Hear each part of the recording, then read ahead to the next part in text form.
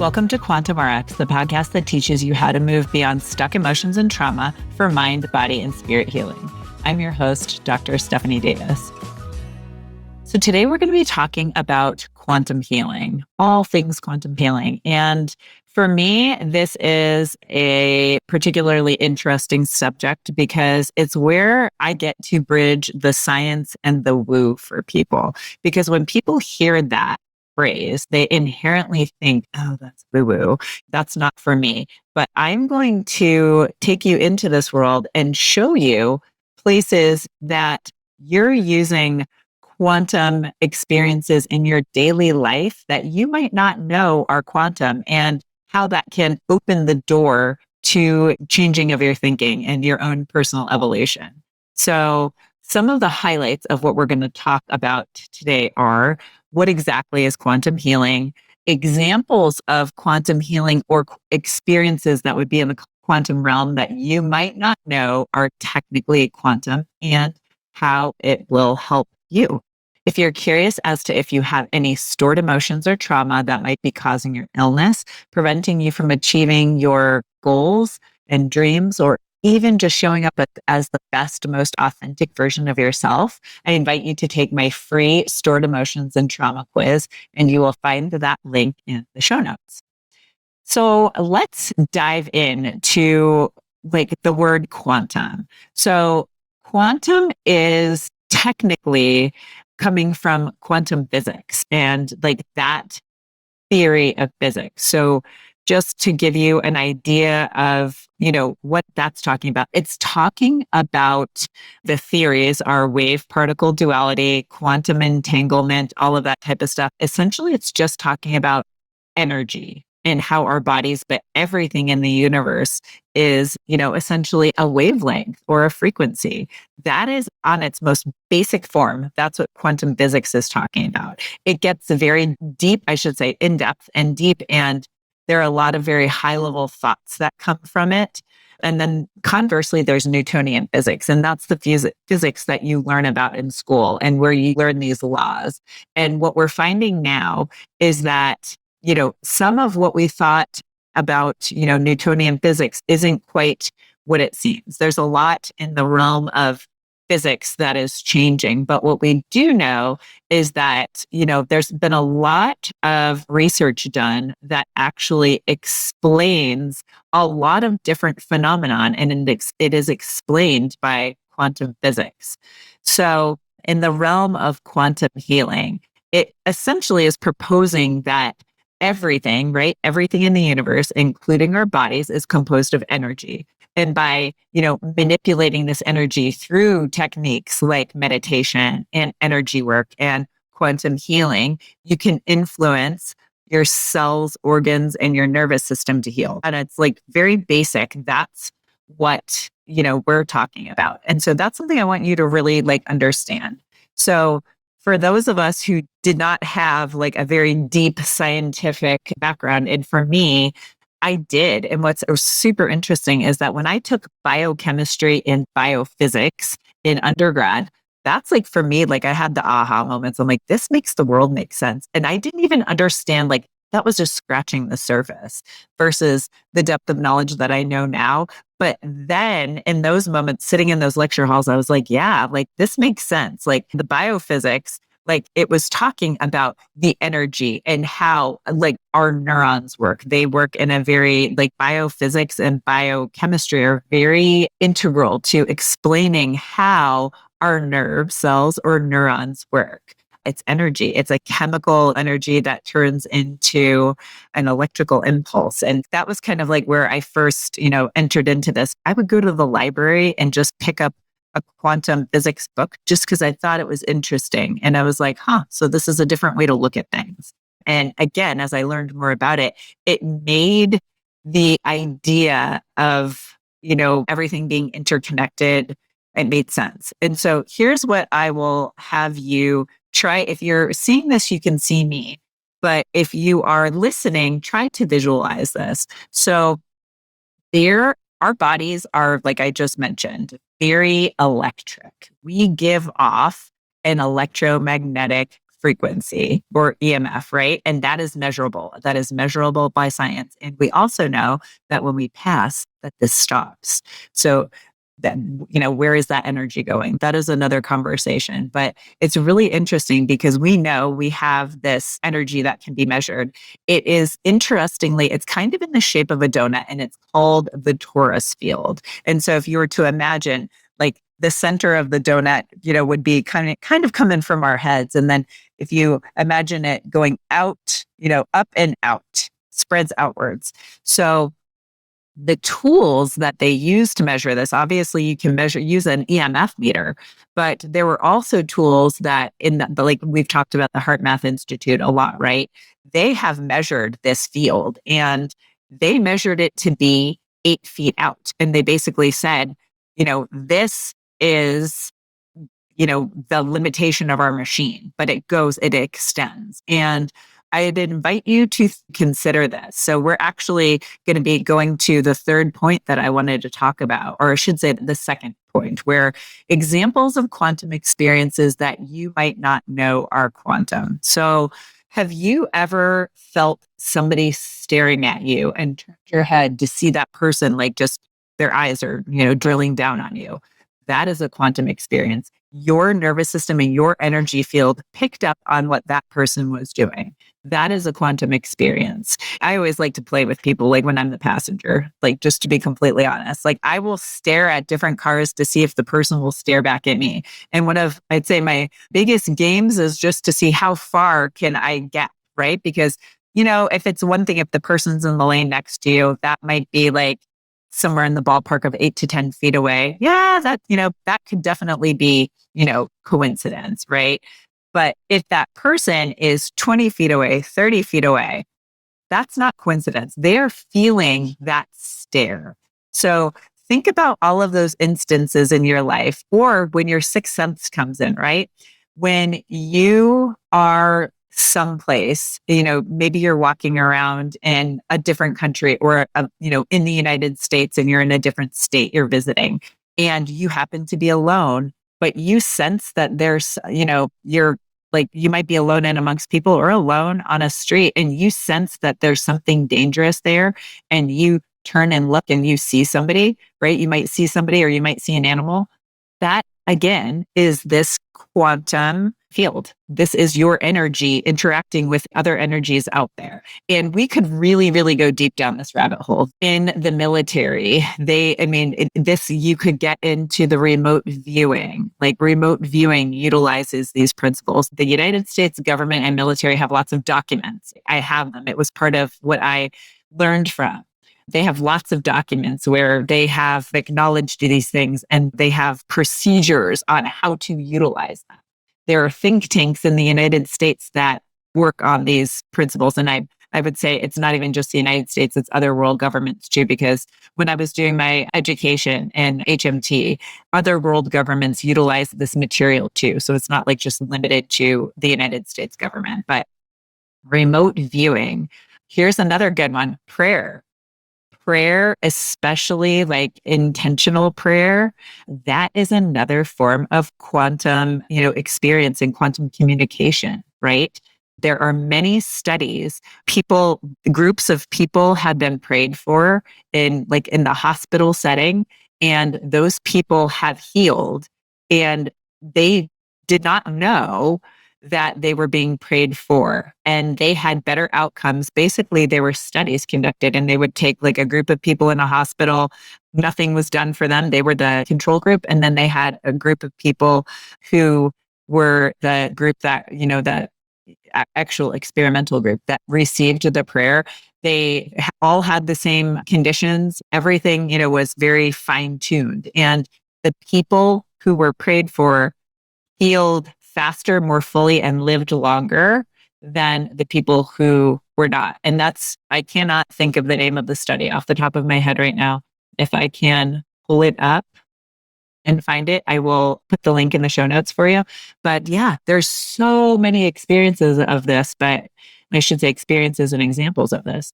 But even in, another good example is, I want to say it happened it was Mecca when, the Muslims were doing their pilgrimages and they move around and they pray. That is very, very, very intentional prayer.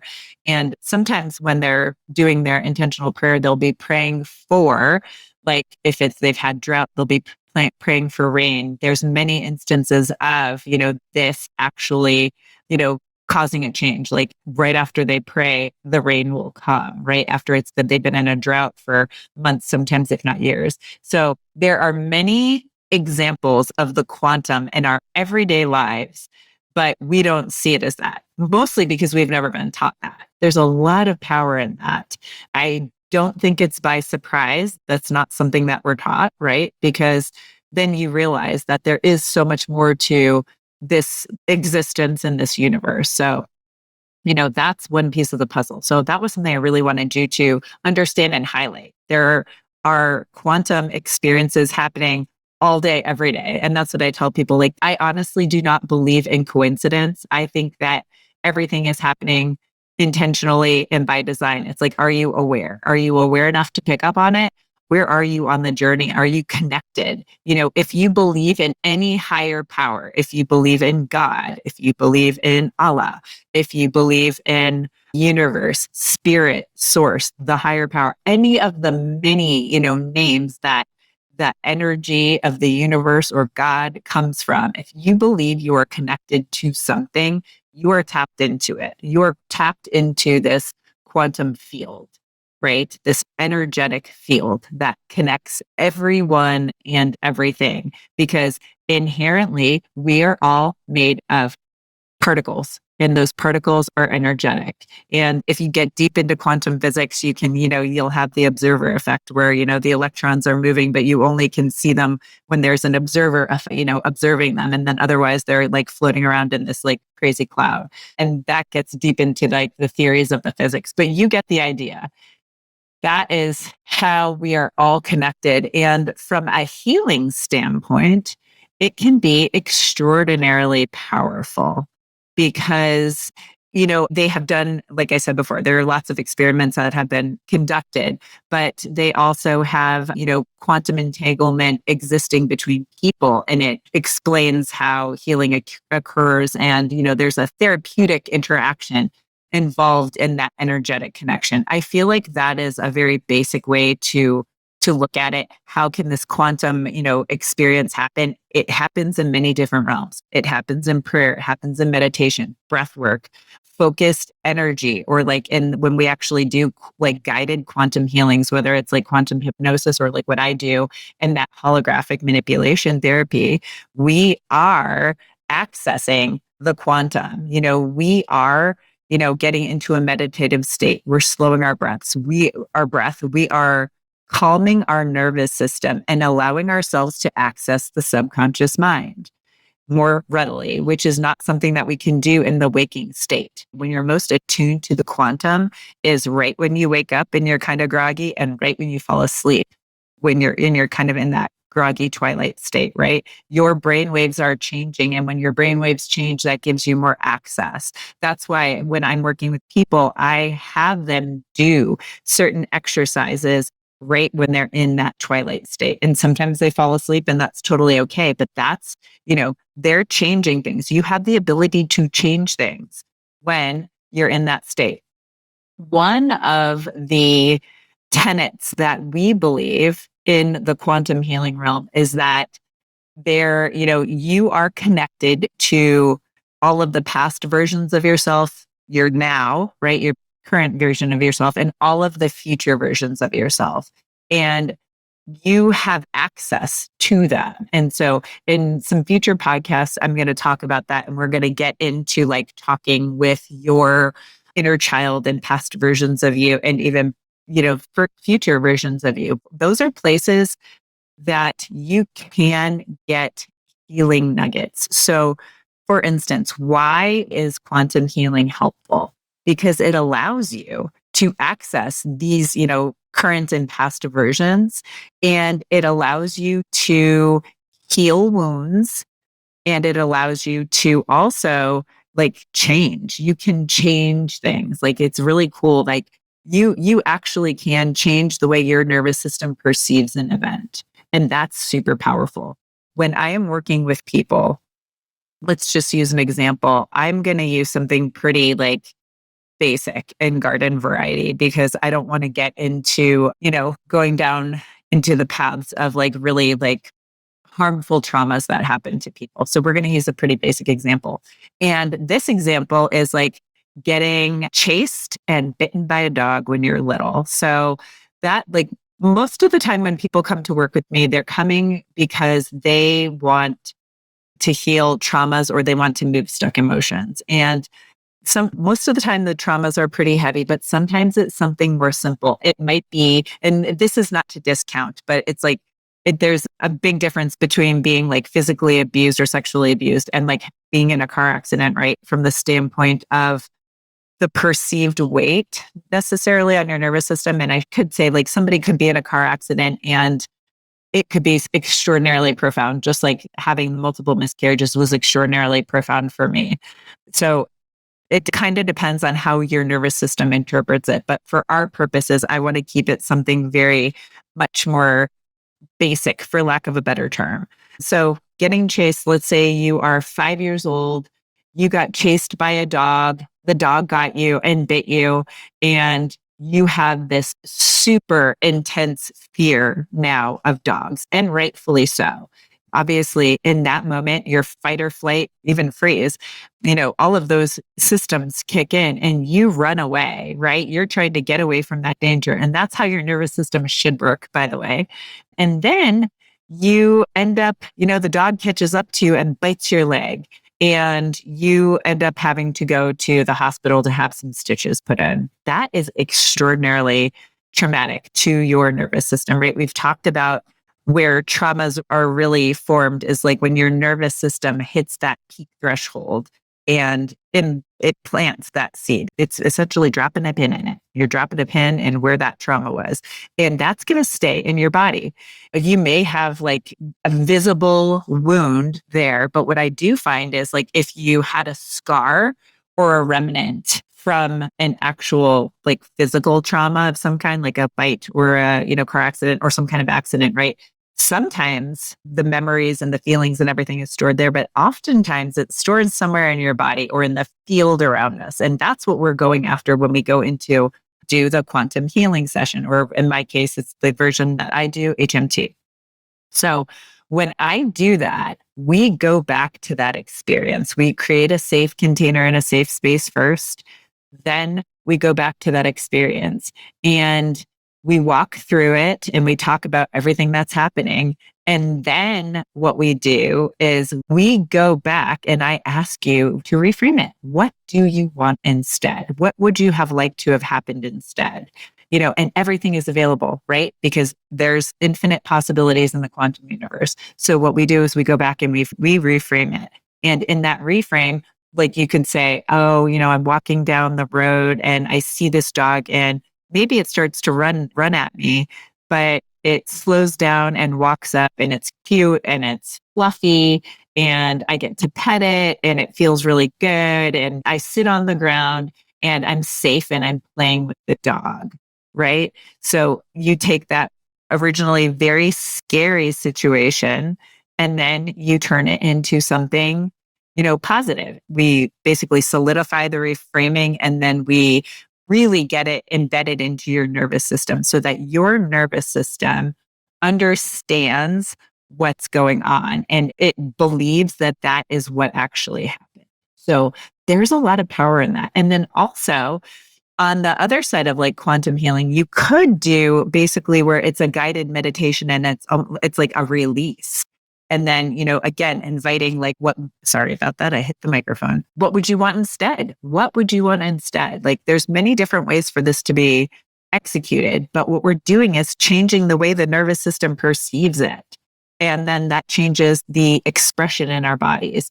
And like I said, it was very oversimplified. I personally, and many of the people I work with say that they have experienced more resolution and ability to move on by doing this than almost anything else they've done. I'd say EMDR kind of touches on this, not in the same way. We're trying to go back to essentially, we can reframe like a certain instance, but we're trying to go back to when the first seed of trauma was planted. And so we've talked about that before, how you have the initial seed and then everything that's similar, the nervous system categorizes as like, and then kind of that seed becomes a giant snowball, right? So we're trying to like take back the layers. And if we can get to that initial event, that is where the power and the magic of the transformation is, and, you know, the healing of the nervous system. But that is what we're doing in this like quantum realm. We are in that time. And I'll also say, we will go back and we'll ask, you know, how many versions of you have experienced this? So there's that too. Like, so we can access those, you know, realms too, and those versions of you. So that's where like the power is. And sometimes you can ask future versions of you, what do I need to learn now? Or what are the messages that you have for me now to heal and move on from X, Y, or Z, right? There's a lot available to us when we are in the quantum container. And like I said before, this also happens in breathwork. And like I said, meditation, you will get these downloads or these visions. That is all available to us too. In the previous episode, season 2, episode 13, that was last week, I talked about this, how in that breathwork session, at the very end, I had, you know, kind of a vision of me moving into like releasing things, taking my power back, but moving into the next chapter of my life. So there are many things that we can get. We can get downloads and little, you know, messages. A lot of people will say this happens when they're praying. Yes, you do. Yes, you do get little messages if you're available, connected, and open to receiving it, right? Because a lot of times we get so stuck in the moments of life that we are not, you know, we aren't accessing this and we aren't aligned with receiving. And so I always tell people, this is the power of doing any kind of quantum work. So I hope that was helpful for you and you understand a little bit more. I did not want to get super sciencey because the truth of the matter is we don't really need, like, you don't need to understand the science. You know, I understand the science. All you really truly need to believe is that this could work for you. You know, having that belief, two big takeaways: believing that you can heal, right? Believing that your body can heal. That is the most powerful, whether it's, you know, physical, emotional, spiritual, any of those. Believing that your body has the capacity to innately and inherently heal. And then just believing that you are connected to something bigger and that there is more out there for you. That's really all you need to think. And you might not even be 100% sold on it. But if you have like a kernel of, you know, this could work for me, if you have hope, that's where the power is. And so I invite you, if you have had, I'd love, you know, any experiences, I would love to hear from you. I would love for you to comment below and share, you know, what kind of experiences have you had? Have you had like that deja vu where you feel like you've been somewhere before or been in a situation where you have felt, you know, somebody like staring at you or like being in a place where there might be something not great, some kind of danger. Or maybe it was like in the form of prayer, you and some others gathered and prayed for somebody and that, you know, they had like a kind of miraculous healing or magical turnaround. Another place where you might have experienced this is getting a download that something was going to happen right before it did. You know, you knew, or like something was actually happening and you knew it was happening. Like sometimes people know that a loved one's going to pass away or that something good is going to happen too. Like somebody's going to win some kind of prize or award. Like I've talked to people about that type of stuff. So I would love to hear about your experiences. So please, if you have any comments or experiences, drop that in the comments below, and sending you all so much love. If you made it this far, I truly appreciate you. Remember, knowledge is just the beginning. Taking action is what truly sparks change. If you're overwhelmed and don't have enough energy to make it through the day, I invite you to book a free 20-minute coaching call with me. It's a no-obligation chat where we can discuss your health goals and how I might be able to help you achieve them. Visit the link in the episode description to book that call. Until next time, keep striving for wellness, and remember, you have the power to not just survive, but thrive in motherhood.